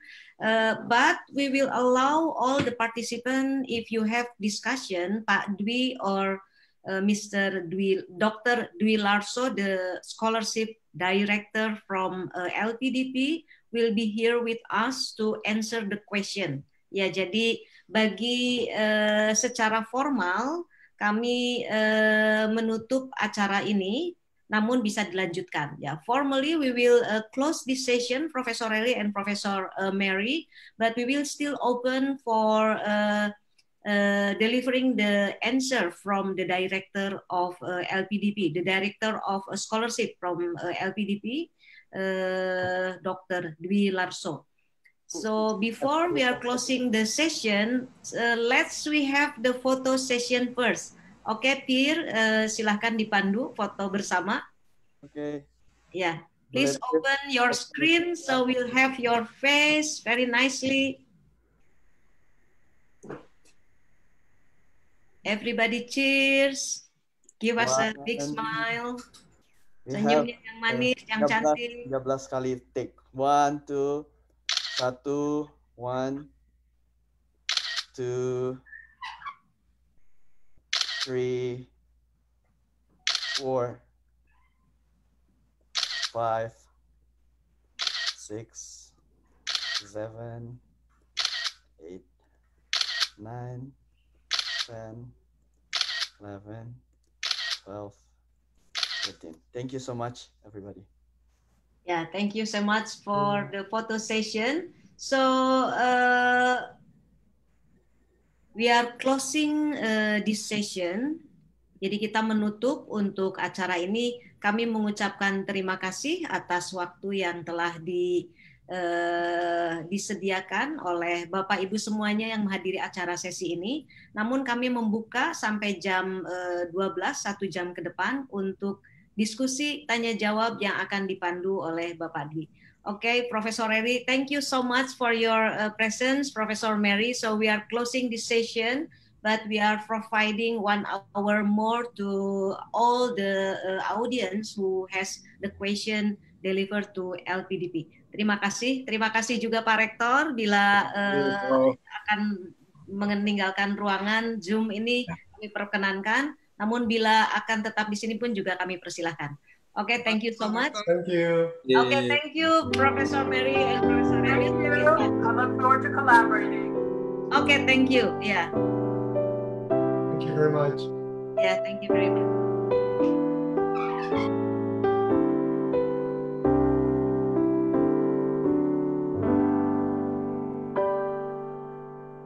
Iya, selanjutnya silakan Pak Dwi untuk menjawab pertanyaan-pertanyaan yang sudah masuk di dalam chat room, Pak Dwi. Ya. Baik, terima kasih Bu Popi. Saya tadi berminat, ini in Indonesia ya, in bahasa. Tadi saya berminat untuk minta nomornya Pak Rektor, tapi pasti dapat nanti. Seperti Pak Rio cerita, kita ingin meningkatkan ya intake dari Indonesia Timur dan daerah afirmasi lainnya. Terutama Papua, saya pikir kita harus kerjasama satu dengan universitas yang ada di Papua, termasuk di daerah afirmasi lainnya ya, Maluku Utara, termasuk NTT. Juga kami juga akan kerjasama dengan Pemprov-nya. Jadi kita akan jemput bola dalam rangka dalam masa pandemi tentunya akan menggunakan virtual ya. Jadi niat kami memang ini meningkatkan dari daerah afirmasi. Saya tadi minta nomor teleponnya Pak Apul. Beberapa pertanyaan yang saya baca nih, saya nggak tahu apakah dari awal ya. Dari kawan-kawan, dari Ibu Nelly Laura ya, dari Unitas Pertahanan, sekarang sedang ngambil S2 di Maritime Security Unitas Pertahanan. Saya berencana melakukan S3, bagus sekali. Negara yang ingin saya tuju, US atau Eropa, mantap. Untuk mengajukan beasiswa LPDP, apakah saya harus mengajukan di kota tempat saya tinggal atau sesuai KTP Jakarta? Saya pikir tidak masalah ya kalau Anda sesuai KTP tempat tinggal, kecuali kalau memang Anda tugasnya di daerah afirmasi, tentunya Anda bisa masuk jalur afirmasi. Nah, bedanya afirmasi dengan yang reguler itu adalah seperti Pak Rio ceritakan, kalau afirmasi itu Anda belum punya LOE. Kemudian LPDP punya program untuk melakukan pengayaan, terutama pengayaan bahasa agar Anda bisa diterima di tempat yang dituju. Jadi sampai diberi waktu katakanlah 18 bulan Anda harus mendapatkan. Kalau tidak mendapatkan maka Anda harus keluar dari program. Nah, program-program itu kita lakukan ya, pengayaan bahasa. Nah, kalau yang reguler Anda katakanlah punya LOE atau tidak punya LOE, Anda masuk sana. Kalau punya LOE tentunya prosesnya lebih cepat. Tapi kalau tidak punya, Anda diberi waktu 18 bulan untuk mendapatkan dengan usaha sendiri LOI tersebut. Karena Anda tidak termasuk dalam daerah afirmasi atau targeted area. Itu kira-kira. Untuk mahasiswa apakah mengajukan di tempat itu? Apakah LPDP menerima beasiswa tidak boleh sambil bekerja? Kami memang full untuk program-program yang reguler. Jadi program-program khusus, yang in-house, yang part-time kita tidak support. Itu kira-kira dari Ibu Neri Laura. Saya coba loncat yang lain. Apakah ada lagi? Kalau ada yang mau speak out silakan ya lewat mic sambil saya mencari pertanyaan dari chat. Silakan. Ya, bila ada yang akan bertanya langsung bisa disampaikan. Ada Bapak Dr. Dwi Larso sebagai Direktur Beasiswa dari LPDP. Pertanyaan ini langsung ya, apakah jurusan MBA bisa menerima beasiswa LPDP? Contohnya hari ini kan ada yang menerima ya. Nah, ke depan kita akan dorong yang MBA ini akan kita lebih prioritaskan untuk yang arahnya mencetak entrepreneur atau mencetak bisnis baru. Sehingga kami sedang mempertimbangkan sekolah terbaik di US, Babson College, kalau memang ada yang ingin mengarahkan ke arah MBA in entrepreneurship. Ya. MBA tentunya boleh, tapi kalau entrepreneurship akan lebih banyak manfaatnya bagi bangsa ini. Ervin, ada yang tanya, silakan Ervin Said mau bertanya, sudah angkat tangan. Silakan. Ervin, monitor, silakan Ervin. Oh. Kalau nggak ada, saya lanjut ya. Tidak ada. Halo. Ya. Silakan. Oke, terima kasih atas waktunya. Assalamualaikum warahmatullahi wabarakatuh. Selamat siang. Nama saya Ervin Said. Ervin di mana? Di Sorong, Papua Barat. Ya. Ya. Saya juga alumni LPDP, S2-nya kemarin di Queen's University Belfast, dan sekarang mengajar di Universitas Muhammadiyah Sorong. Pertanyaan saya, kemarin saya sudah meng-apply LPDP tahun 2019, tapi lolos sampai tahap interview, gagalnya di interview pada saat 2019 kemarin. Nah, pertanyaan saya, apakah karena masa kontribusi saya belum 2 tahun, makanya saya gagal, atau waktu 2019 karena saya selesai 2018, terus saya mencoba daftar untuk S3 2019, tapi gagalnya sampai tahap interview gitu. Dan yang kedua, apakah LPDP membatasi pilihan universitas yang di UK pada tahun itu, dan apakah LPDP lebih mengutamakan pilihan terutama S3 untuk jenjang doktoral di universitas-universitas yang ada di Amerika? Terima kasih, Bu. Ini pertanyaan sangat spesifik, urusan pribadi Mas Ervin ya. Nanti saya persilakan untuk kontak Ibu Ratna ya. Ibu Ratna, kalau Ibu Ratna bisa, kita tidak melakukan diskriminasi apapun terhadap universitas yang dituju ya. Sementara selama ada di list, kita akan buka ya. Dengan adanya acara ini bukan artinya kita mengutamakan Amerika, kita juga punya dengan New Zealand segala macam. Tapi kita ingin memang yang Amerika ini lebih banyak, maka itu usahanya diperbesar. Tapi silakan Bu Ratna kalau ada yang secara umum aja, karena masalah spesifik nanti bisa dijawab secara langsung dengan Mas Ervin. Ya, mohon izin. Kalau untuk kegagalan di wawancara tidak ada hubungannya dengan pengabdian yang belum 2N+1. Biasanya. Mungkin saya nggak ngerti ya, kita harus cek dokumen lagi apa yang kurang, apa yang harus ditingkatkan gitu untuk di Mas Ervin. Tapi mungkin memang jadi gini, yang namanya seleksi itu kan to choose the right people in the right place gitu kan. Jadi mungkin memang ada kompetensi-kompetensi Mas Ervin yang kurang pas gitu, yang harus di-upgrade dulu untuk bisa, yang menurut kami mungkin untuk bisa lolos di universitas yang Mas Ervin tuju gitu, atau untuk bisa belajar di program yang Mas Ervin pengenkan gitu. Lebih ke situ Mas, tidak ada hubungannya dengan masa pengabdian. Kemudian pembatasan list bukan masalah zona atau negara, tidak, tapi memang kami melis universitas berdasarkan program yang terbaik itu Mas. Jadi tidak ada milih US cuma kuotanya 50 misalnya, atau UK kuotanya 100, enggak kayak gitu. Jadi memang di listnya berdasarkan kualitas program studinya. Monggo, sampun Pak, monggo Pak. Baik, saya lanjut ya. Pertanyaan ini sangat penting ini.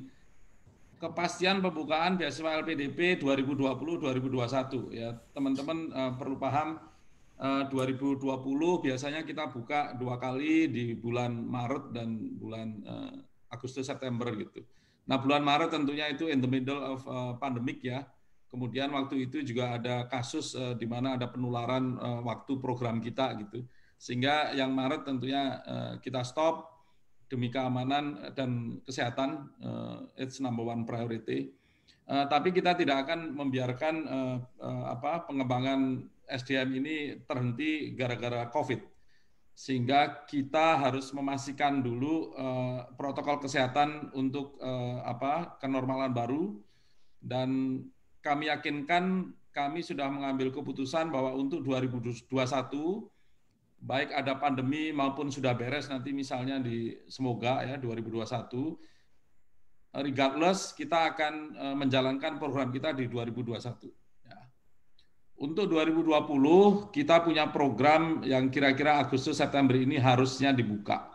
Dan mengingat pandemi, maka kita sudah memutuskan bahwa kita push untuk membuka karena pengembangan SDM ini tidak boleh berhenti.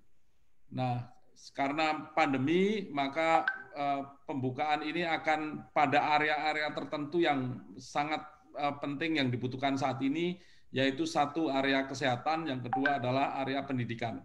Itu akan dibuka kesehatan, dokter spesialis tentunya khususnya dalam negeri, pendidikan dalam negeri dan luar negeri. Kemudian ada yang luar negeri kita buka, tapi kita batasi khusus untuk PTUD, perguruan tinggi utama dunia atau perguruan tinggi unggul dunia. Dalam beberapa minggu ke depan akan ada pengumuman dari LPDP pembukaan ini. Tapi for sure 2021 kita akan buka. Silakan kawan-kawan yang berminat mendaftar, dan kami akan lakukan yang terbaik untuk daerah-daerah afirmasi ya. Indonesia bagian timur maupun daerah afirmasi lainnya, kita akan berusaha untuk jemput bola agar makin banyak dari kawan-kawan ini mendapatkan manfaat dari dana LPDP yang kita kelola.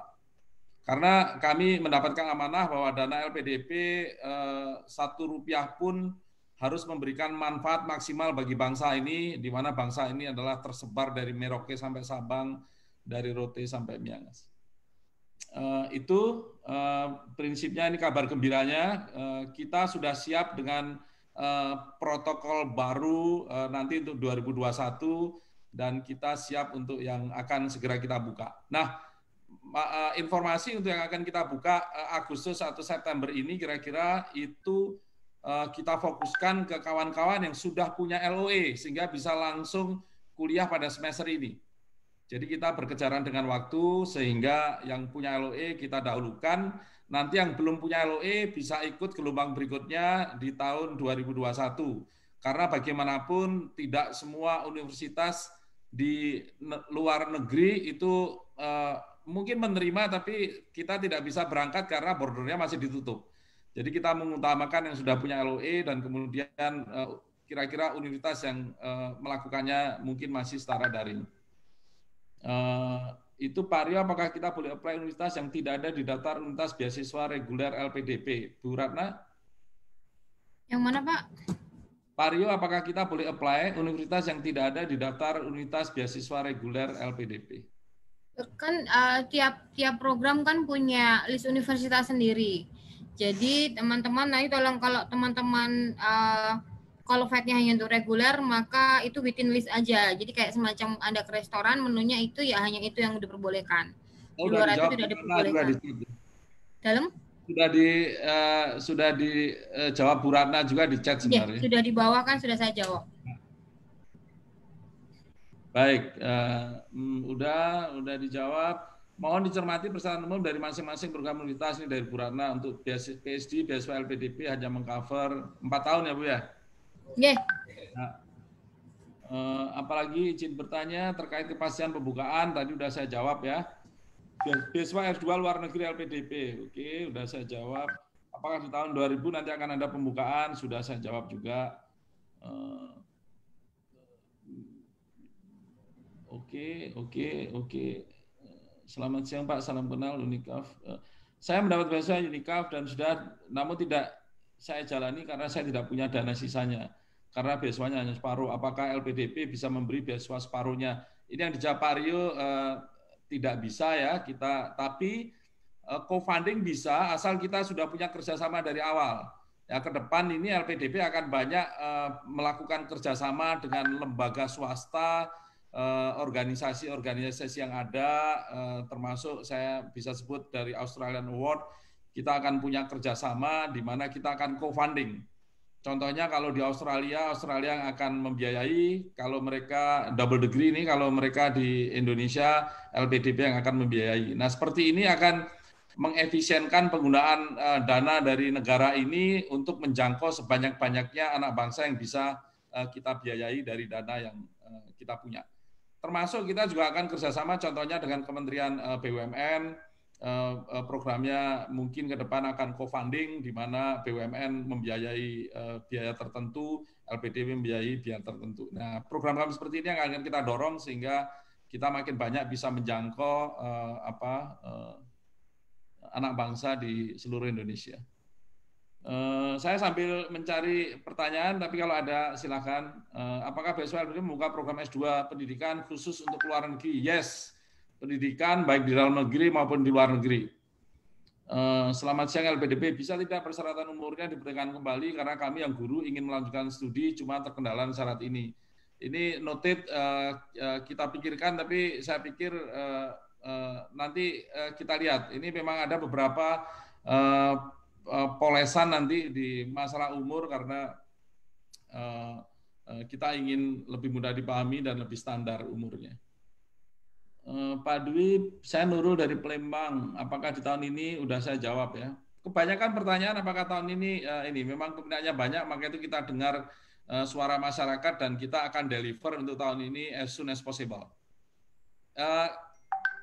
Perlu diketahui kawan-kawan, kenapa kita harus memikirkan dengan teliti untuk pembukaan ini, karena ada proses seleksi di mana waktu itu mensyaratkan harus ketemu face to face gitu.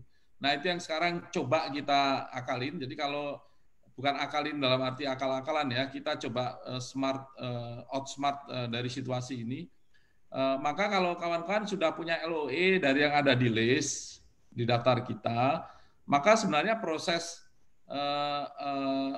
rekrutmen, proses wawancara itu mungkin tidak diperlukan lagi, kecuali wawancara yang masalah substansi ya, masalah kebangsaan, masalah kebinekaan, dan itu pun bisa dilakukan dengan cara yang lain. Pak Dwi, ada pertanyaan dari Elvis Alfred Salo dan Irsam Asri Papua, silahkan. Elvis on. Elvis Alfred Salo atau Irsam Asri Papua dari MM. Masih bisa, silahkan langsung pertanyaan ditujukan kepada Pak Dwi. Assalamualaikum Prof, terima kasih. Pak Dwi juga terima kasih. Perkenalkan saya Elvis, saya dari Maluku. Saya saat ini telah lulus S2 dari UGM, Tourism Planning. Nah, saat ini saya sementara mempersiapkan berkas-berkas saya untuk melanjutkan studi S3 maksud saya di dalam negeri, yaitu di UGM. Saat ini saya sudah mendapatkan restu dari Prof saya untuk melanjutkan, dan beliau juga menyarankan untuk saya tetap bersama beliau. Nah, pertanyaan saya adalah saat ini saya sedang menentukan nasib Prof. Jadi saya belum sebagai gambaran saya S1 dan S2-nya adalah menggunakan biaya sendiri. S3-nya saya rencana untuk mencoba mencari beasiswa. Nah, LPDP ini merupakan satu-satunya yang saya tuju saat ini. Nah, pertanyaan saya adalah bagaimana peluang ketika seorang itu dia menjadi praktisi, dalam hal ini saya seorang arsitek, dan menjadi seorang dosen. Karena S3 itu kita tahu kebanyakan di Indonesia adalah orientasinya menjadi akademisi atau peneliti. Nah, saya saat ini adalah seorang praktisi arsitek. Lalu saat ini juga saya sementara menentukan nasib, apakah saya mau melamar menjadi dosen atau tetap menjadi praktisi. Sehingga jawaban dari Prof dan juga Pak Dwi itu sangat membantu saya untuk menentukan ke depannya saya ingin seperti apa, sehingga saya juga bisa mendapatkan menjadi bagian dari LPDP ini. Terima kasih banyak Prof dan juga Pak Dwi. Terima kasih Elvis. Saya langsung jawab ya Elvis. Atau saya tanya dulu, Anda mau mulainya kapan Elvis S3-nya? Saya rencana tahun depan, Pak. Karena memang tahun ini berkas saya sudah siap, tetapi terkendala pandemi. Seperti itu. Good. Oke, tahun depan. Itu pilihan Anda ya, mau jadi dosen, kalau mau jadi dosen pendidik, maka jalurnya lebih banyak. Ya, Anda bisa masuk jalur reguler maupun jalur pendidik kan. Tapi kalau Anda praktisi, Anda freelance, tidak punya NIDN atau NIDK katakanlah gitu ya, Anda tetap punya hak untuk mendaftar ya di jalur reguler. Dan saya beri penguatan ke Elvis, saya juga dosen Elvis, tapi saya juga gaul. Saya banyak main dengan entrepreneur ya, Bu Popi sangat tahu lah ya. Pernah punya bisnis segala, bisnis keluarga tentunya gitu kan. Jadi dosen itu perlu wawasan praktis Elvis. Jadi Anda itu punya nilai tambah yang hebat. Jadi waktu ngajar Anda akan punya learning yang bisa dipelajari oleh mahasiswamu. Karena apalagi dunia manajemen, dunia bisnis ya, saya juga kebetulan dari sekolah bisnis manajemen, itu banyak sekali adalah di lapangan ya. Kan tidak ada di laboratorium ya kira-kira gitu. Laboratorium kita adalah lapangan di industri. Jadi saya akan beri penguatan Anda untuk tetap di jalurmu kalau memang itu yang Anda mau ya. Kalau Anda mau full time jadi dosen ya nggak apa-apa, tapi kalau jadi dosen juga harus tetap gaul ya Elvis. Kita tunggu nanti lamarannya Elvis ya. Terima kasih banyak Pak Dwi, Prof. Terima kasih banyak. Ini sebuah penguatan yang luar biasa. Saya kembali bersemangat karena penguatan ini. Terima kasih banyak. Elvis. Ya, selamat. Terima kasih banyak. Selamat. Irsam, silahkan Irsam langsung tanyakan. Irsam Asri Putra. Kadang-kadang hanya semangat yang kita punya, Elvis. Oke, terima kasih. Suara saya sudah didengar, Bapak Ibu. Didengar, silakan. Ya. Ya, terima kasih. Assalamualaikum warahmatullahi wabarakatuh. Jadi saya ingin bertanya terkait dengan program S3. Itu saya sudah punya gelar Magister Manajemen dari Universitas Brawijaya. Kemudian kalau arahnya kan saya kerjanya di BUMN ya, lebih kepada praktisi. Nah, kalau saya misalnya ingin mengambil ke jenjang doktoral, itu kalau praktisi kan lebih dekat kalau ke Doctoral Bachelor of Administration atau DBA. Nah, apakah apabila saya ingin meng-apply ke DBA harus via ke MBA dulu atau bisa langsung pengajuannya kalau misalnya nanti ke S3 langsung seperti itu? Mungkin itu. Saya perlu tanya Bu Ratna, apakah DBA kita boleh? Harusnya sih boleh ya, tapi saya tanya Bu Ratna pastikan. Kalau masalah DBA-nya mau lewat MM, mau lewat MBA, itu bukan urusan dengan LPDP ya, urusannya dengan universitas yang akan terima. Ya, tapi saya akan tanya apakah DBA itu kita biayai Bu Ratna, ada jurisprudensi nggak? Silakan Bu Ratna. Belum pernah Pak selama ini DBA sama yang doktoral in law yang untuk profesi itu juga belum pernah. Jadi selama ini memang masih untuk yang akademis. Gini, walaupun belum pernah bukan artinya dilarang kan? Iya. Oke, nanti kita lihat ya Irsam. Karena memang kalau dunia bisnis ini dunia praktis saya paham betul DBA apa. Tapi di Indonesia DBA belum dikenal Irsam ya, setahu saya. Ya. Pak, mohon izin kalau untuk BUMN, untuk PNS, mungkin as long itu adalah untuk pemenuhan SDM institusi lembaga, mungkin bisa kita akomodasi. Ada rekomendasi, apalagi kita akan punya kerjasama dengan Kementerian BUMN, Irsam. Jadi, kamu di BUMN apa? Bank ya?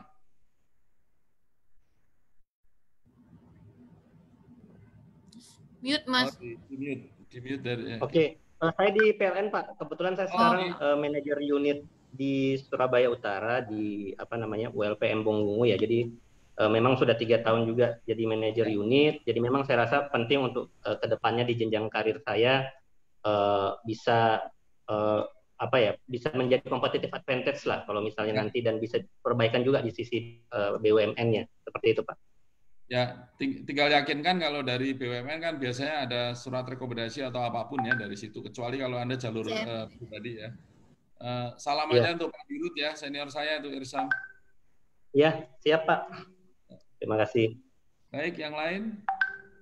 Ada lagi pertanyaan? Silahkan angkat tangan ya, ada tandanya, simbolnya mau yang bertanya. Ini ada pertanyaan menarik nih. Saya guru di SMKN, adakah program buat guru khususnya guru SMK? Nah ini menarik ini, karena baru saja kita akan launching untuk yang Agustus September ini, kita sebutnya adalah beasiswa pendidik. Ya, pendidik itu tidak mesti dosen di perguruan tinggi. Pendidik itu bisa guru SMA, SMK yang memerlukan sekolah S2 bahkan mungkin S3 ya. Jadi Anda eligible, Anda boleh untuk mendaftar. Segera cari LOE-nya kalau mau mengejar tahun ini, tapi kalau tahun depan Anda masih punya waktu. Kalau ingin apply di universitas yang ada di data reguler website LPDP, tetapi bidang studi tidak di list, apakah boleh? Ini pertanyaan spesifik, Bu Ratna. Universitasnya ada, tapi prodinya tidak ada di list, bagaimanakah? Nggak bisa, Pak. Jadi itu satu paket. Jadi universitas dan prodi ya, Bu ya? Yes, yes. Nah, teman-teman perlu pahami, kami juga selalu melakukan review ya atas universitas dan juga prodi. Itu akan kita lakukan juga. Mungkin malah nanti ini karena saya juga direktur baru, jadi kita akan rutin nanti melakukan entah 2 tahun sekali atau 3 tahun sekali ya, Bu Ratna ya. Kita sudah sepakati untuk selalu kita review. Jangan terlalu sering sehingga Anda bingung, tapi jangan terlalu lama sehingga update-nya nggak tertangkap oleh list kita. Itu kira-kira 2 tahun atau 3 tahun. Ya, silakan Novrian ya. Novrian, pagi. Mohon izin. Dulu saya menyampaikan posisi saya izin kepada kali untuk memberikan statement. Aduh, masa tempat beasiswanya bagaimana ya? Cukup sekian aja P. Wassalamualaikum warahmatullahi wabarakatuh. Maaf belum duit.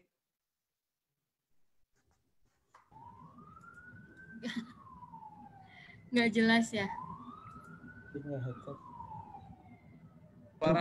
Tidak jelas karena terputus-putus, bisa lanjut atau ke yang lain ya. Jaringannya.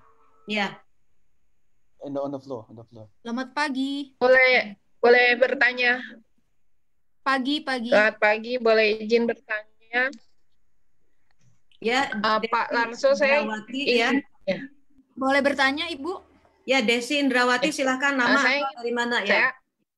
Terima kasih Ibu Prof. Popi dan Pak Dwi. Saya dari Bandung, dari dosen BINUS Bandung. Saya ingin bertanya khususnya kepada Pak Dwi untuk beasiswa bagi dosen. Untuk beasiswa Budi, apakah sekarang masih available, Bapak? Untuk tahun depan tentunya, untuk tahun ini mungkin tidak ya Pak ya. Kemudian untuk syarat bagi dosen itu apakah memiliki high standar Bapak, terutama yang memiliki NIDN. Untuk misalnya untuk IELTS dan TOEFL testnya itu ada minimumnya nggak Bapak? Apakah dia dibedakan dengan tes reguler Bapak untuk dosen yang sudah memiliki NIDN, kriterianya begitu? Kebetulan saya rencananya ingin studi lanjut S3 saya di USA sih, begitu Bapak. Terima kasih. Baik, terima kasih atas minatnya. Anda pengen ke USA, BIT ya, menarik emang hidup di Amerika itu. Banyak belajar, tidak hanya dari ruang kelas ya. Saya punya pengalaman juga di sana. Nah, untuk yang Budi, jadi tahun ini kita akan buka, tapi namanya mungkin nggak mesti Budi ya. Namanya ya beasiswa pendidik gitu, yang tadi saya sebut. Itu akan dibuka dalam waktu seminggu, 2 minggu, 3 minggu ke depan ini. Dan itu terutama bagi teman-teman yang sudah punya LOE. Nah, yang belum punya LOE tentunya nanti nunggu tahun 2021 ya. Dan Anda punya cukup waktu untuk mempersiapkan. Nah, kalau pertanyaan teknis yang tadi, apakah nilai-nilai itu mungkin Bu Ratna atau Bu Ratna dan Bu Rumtini, saya lihat Bu Rumtini juga. Ini silakan siapa yang mau menjawab karena mereka ahlinya di masalah seleksi dan teknis. Silakan. Maaf, tadi pertanyaannya tentang apa? Saya tadi masih menulis. Apa-apa, mudah kok. Bu Ratna dulu deh, Bu Ratna dulu, biar cepat aja. Ya, Bu Ratna dulu, kemudian tadi ada yang sudah angkat tangan, Gilang Asri Devianti. Ya, Bu Ratna, silakan. Untuk apa sih pertanyaannya, saya juga lupa sambil jawab itu soalnya tadi Pak Rio. Benar, pertanyaannya adalah kalau dosen itu sudah punya NIDN, apakah diutamakan kira-kira itu, apakah skornya berbeda skor IELTS harapannya. Kalau jadi gini, bukan setiap program kan ada kamarnya sendiri. Jadi diutamakan dalam arti bahwa teman-teman dosen hanya bertarung dengan teman-teman dosen, tidak bertarung bebas dengan yang lainnya. Sepanjang bahwa Anda dosen ber-NIDN, maka Anda akan masuk kamar pendidik, let's say gitu kan. Kemudian sepanjang Anda memenuhi syarat itu, kemungkinan kansnya akan lebih besar gitu. Saya cuma bisa bilang gitu. Jadi tidak ada diskriminasi berdasarkan NIDN. Tapi setahu saya yang mendaftar sebagai pendidik harus punya nomor induk NIDN. Ya. Untuk dosen harus punya NIDN, kalau untuk guru harus punya nomor induk guru. Kualifikasinya seperti IELTS dan TOEFL, GRE sebagainya itu harus tinggi ya Bu ya? Kalau misalnya sudah 7 punya atau... LOA unconditional, mungkin itu akan dinafikan Mbak. Itu sepanjang bahwa LOA unconditionalnya sudah ada dalam list LPDP sesuai kriteria, maka itu biasanya bisa skip gitu Mbak. Monggo Bu Rum. Berarti dari LPDP-nya sendiri tidak ada standar ya Bu ya? Maksudnya dari universitasnya yang ada standar ya Bu ya? Bu Rum dari mungkin LPDP bisa menjelaskan lebih lanjut Monggo. Kalau mengenai dari LPDP, standarnya adalah bahwa kalau dosen itu mempunyai NIDK atau NIDN atau NIDK. Silakan Bu Rum. NIDN, kalau untuk dosen itu yang penting memiliki NIDN atau NIDK. Kemudian kalau pendidik NUPTK, nomor induk pendidik gitu, guru. Nah, itu LPDP tidak mempunyai standar tertentu karena selama mempunyai NIDK atau NIDN itu bisa mendaftar. Mengenai persyaratan bahasa Inggris kalau yang luar negeri IELTS atau TOEFL itu sesuai sudah ada kriterianya di situ. Jadi mengikuti kriteria saja. Bu, terima kasih. Baik, Bu. Terima kasih Bapak, Ibu. Tadi ada yang angkat tangan siapa? Ada Gilang Asri Devianti, Asri silakan. Devianti, Pak. Silakan. Ya, terima kasih. Selamat pagi. Saya guru, saya sudah mempunyai NUPTK. Mungkin kalau untuk guru NUPTK ya, Ibu. Saya ingin menanyakan terkait dengan yang tadi beasiswa pendidikan.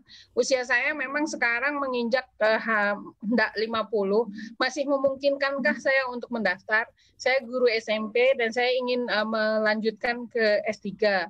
Pada saat ini saya sudah memiliki nilai IELTS, namun untuk GRE apakah juga harus mengambil? Kira demikian, terima kasih. Bu Rana, Buru, monggo. Mengenai umur, Pak, untuk guru memang saat ini kami sedang mendiskusikan. Jadi sebentar lagi ketika ditanyakan di web, silahkan lihat di web mengenai umur, batasan umur berapa kayak gitu. Pak, batasannya berapa sebenarnya? Pengen tahu juga sih. Belum, Pak, belum dipastikan karena harus konsultasi ke Dikbud. Nah, selama ini kalau yang LPDP itu umurnya berapa sih? Oh, kalau untuk dosen itu bisa 47 untuk mengambil dokternya. Nah, ini kalau guru kan master ini. Nah, kalau guru ini yang untuk tahun ini tidak ada dokter, Pak, hanya untuk master. Oh, kalau guru, jadi guru untuk master, dosen untuk dokter gitu. Untuk yang tahun ini, Sebentar. Biar clear, untuk yang tahun ini kita sedang tunggu beberapa minggu lagi. Jadi belum ada pengumuman resmi, tapi beberapa minggu lagi akan ada gitu. Detailnya masih kita persiapkan. Tapi intinya begini, setelah itu saya tanya LPDP selama ini kalau dokter itu berapa? Dokter itu 47. Kalau master 42. Itu kira-kira patokannya. Nah, kenapa seperti itu? Saya pikir background-nya cukup panjang. Saya pikir kita ingin mendapatkan maksimal sehingga Anda kembali kemudian mengabdi sebagai. Nah, selain itu juga nanti yang beasiswa pendidik, dosen maupun guru, itu juga tentunya kita harus bicara dengan Kemendikbud, Kementerian Keagamaan, dan kementerian lain, contohnya Kementerian Kesehatan, ternyata mereka juga punya profesi dosen yang di kementerian masing-masing. Ya, itu yang akan kita lakukan segera dalam waktu seminggu, 2 minggu ke depan ini. Sehingga kita bisa mengejar untuk semester 1 tahun ini. Gitu Mbak Gilang ya. Ya, terima kasih Pak Larso. Mudah-mudahan sih untuk guru agak usianya, soalnya kami kan biasanya telat, seperti saya memang telat untuk memulai belajarnya gitu. Terima kasih. Itu yang saya raise juga isu ke kawan-kawan di Kemendikbud ya. Karena mereka kan berjenjangnya cukup lama itu. Nanti akan kita bicarakan dengan Pak Dirjen, Bu. Dirjen. Ya, terima kasih. Terima kasih Pak Larso. Terima kasih Bu Rumtini. Kalau ada yang lain, monggo.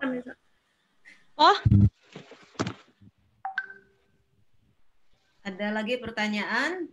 Bila mumpung ada Pak Dwi yang LPDP sudah meluangkan waktu luar biasa menghadirkan Bapak. Ya, ini karena Bu Popi kan tidak bisa menolak kita kan, sesama orang Bandung. Iya. Halo, Prof. Pertanyaan, kita akan close sesi ini, sudah hampir jam. Mungkin Prof, masih ada, saya mau bertanya. Ya, Herman, ya silakan Herman. Herman mau tanya. Herman dari mana? Herman dulu. Prof. Herman dulu, baru nanti yang sudah Mbak Desi ya. Silakan Herman. Ya Herman mau tanya. Herman tadi udah angkat tangan. Herman Yek.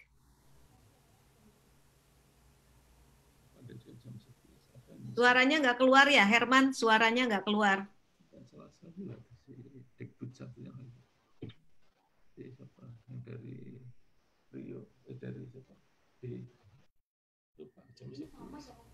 Kayaknya ya. Bisa Herman? Herman suaranya tidak keluar.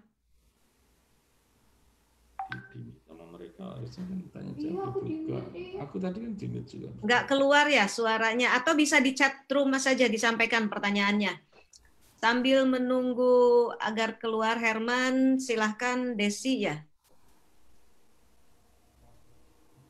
Baik Prof, terima kasih atas kesempatannya.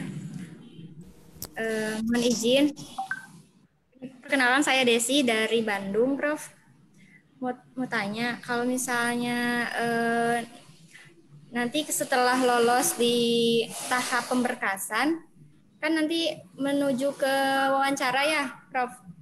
Nah, berikutnya wawancaranya dengan bahasa Inggris atau bahasa Indonesia, Prof?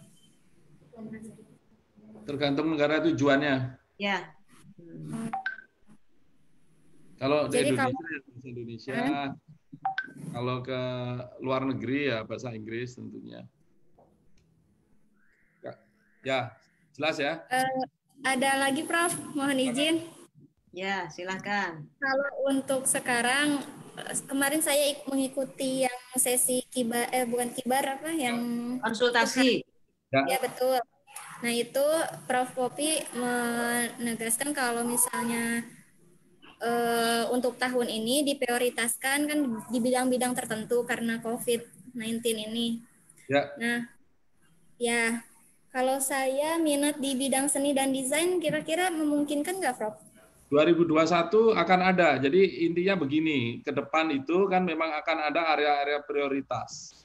Kalau kita rutin ya, namanya area prioritas itu kami akan set bukan 100% area itu. Ya, katakanlah itu yang namanya area prioritas itu pakai ilmunya Bu Popi, itu pakai Pareto. Katakanlah 80% di area itu, sehingga penguatannya kenceng ya. Tapi ada area lain tetap kita rawat, kita jaga, karena bagaimanapun contohnya nih, tidak hanya seni budaya. Contohnya astronomi gitu, ya kan? Itu kan perlu ya, tapi mungkin nggak banyak-banyak kan begitu kira-kira ya. Nah, seni budaya itu termasuk area yang menurut kita perlu dorong ya. Budaya, seni dan dunia kamu itu termasuk area kita masuk. Saya tujuannya nanti mau jadi dosen sih, Prof.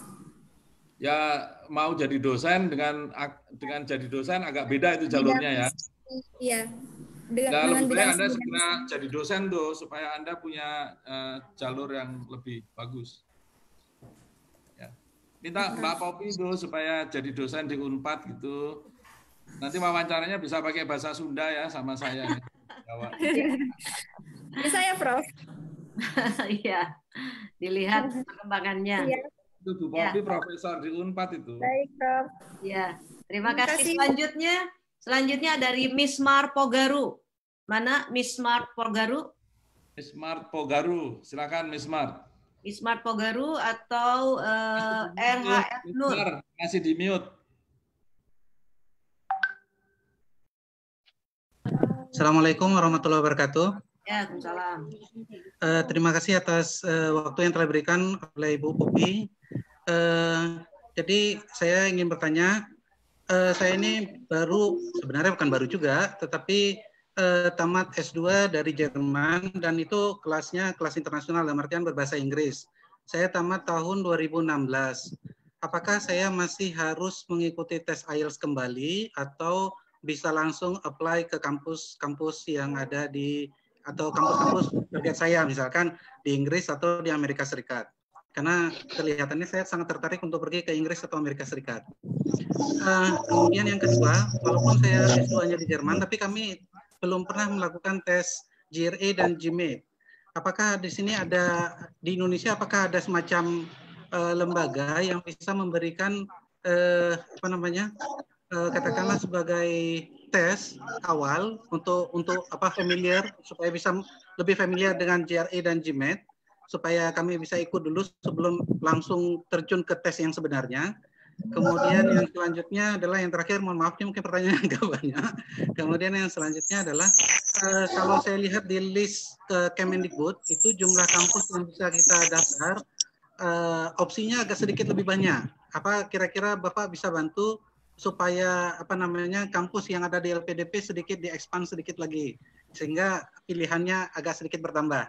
Terima kasih atas jawaban Pak Dwi dan kesempatan dari Ibu Popi. Assalamualaikum warahmatullahi wabarakatuh.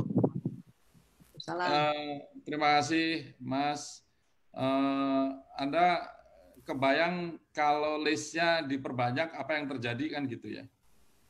Tidak hanya Anda masuk, tapi kan banyak ribuan di belakang Anda akan ikut masuk dan itu menurut saya kalau listnya di Dikbud ya Dikbud mungkin punya program khusus untuk Anda. Justru kita juga banyak kerjasama dengan Dikbud, kita justru memang diarahkan untuk area-area yang istilahnya super insentif, di mana kita anggap multiplier efeknya tertinggi bagi bangsa ini. Dana kita itu kan juga tidak tak terbatas ya. Dana kita itu pasti terbatas bagaimanapun.